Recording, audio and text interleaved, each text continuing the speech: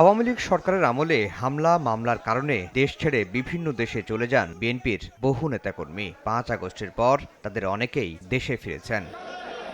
১৫ বছর পর বৃহস্পতিবার যুক্তরাষ্ট্র থেকে দেশে ফিরেছেন দলটির বেশ কয়েকজন নেতাকর্মী। তাদের সঙ্গে নিয়ে দলের প্রতিষ্ঠাতা প্রয়াত রাষ্ট্রপতি জিয়াউর রহমানের সমাধিতে ফুল দিয়ে শ্রদ্ধা জানান বিএনপির স্থায়ী কমিটির সদস্য আমির খসরু মাহমুদ চৌধুরী।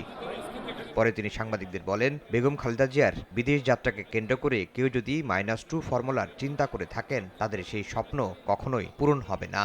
বিএনপি ত্যাগ করে একটি পরিণত শক্তিশালী দল, সবচেয়ে শক্তিশালী দলে পরিণত হয়েছে আজকে বাংলাদেশ।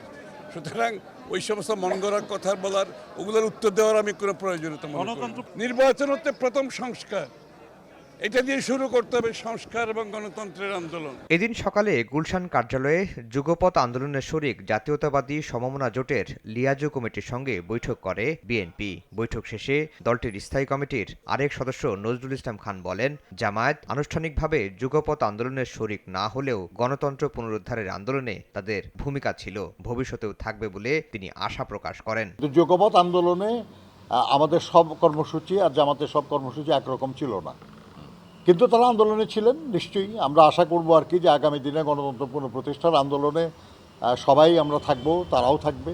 এদিকে বিকেলে রাজধানীর পল্লবীর সিটি ক্লাব মাঠে জিয়া আন্তঃথানা ফুটবল টুর্নামেন্টের উদ্বোধন করেন বিএনপির মহাসচিব মির্জা ফখরুল ইসলাম আলমগীর।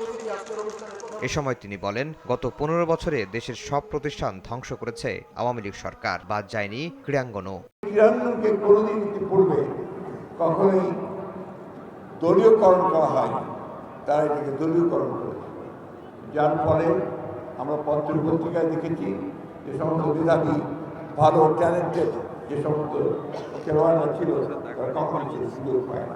মাদকমুক্ত সমাজ গড়ে তুলতে সারা দেশে খেলাধুলার বিভিন্ন ইভেন্ট আয়োজনের পরামর্শ দেন মির্জা ফখরুল। আফজাল হোসেন, সময় সংবাদ, ঢাকা।